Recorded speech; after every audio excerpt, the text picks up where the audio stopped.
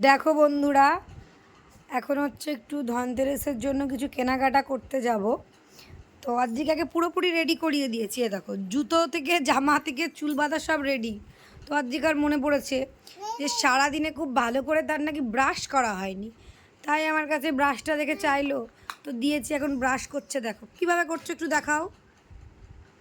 ওই দেখো, ঘান নেড়ে নেড়ে এরম করে ব্রাশ করতে হয়। তোমরা কারা কারা এরম করে ব্রাশ করো একটু কমেন্ট করে জানিও। ওই বাবা, থাকতে থাকতে আবার ব্রাশকে একটা হাম্পি দিয়ে দিল। এক্সপ্রেশন দেখো ব্রাশের দিকে তাকিয়ে শুধু। ওরে বাবারে, দেখি দেখি একটু একটু করে ব্রাশ করো। ওরে মা রে, করো।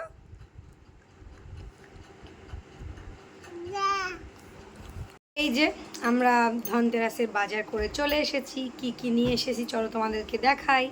খুব গরম লাগছিল, তাই জন্য এসে চেঞ্জ করে নিয়েছি, অদ্রিকাকেও চেঞ্জ করিয়ে দিয়েছি।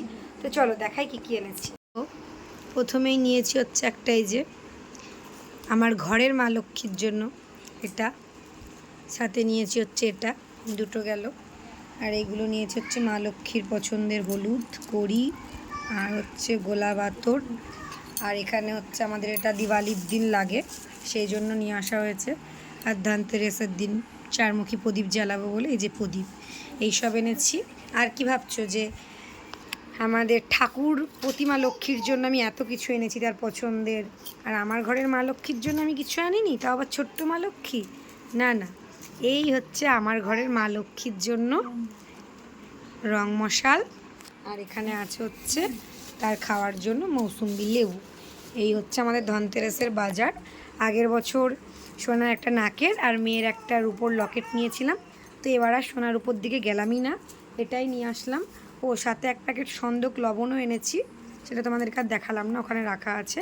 তো এই হলো আমাদের ধনতেরাসের বাজার। তোমরা কে কী কিনলে কমেন্ট করে অবশ্যই জানিও।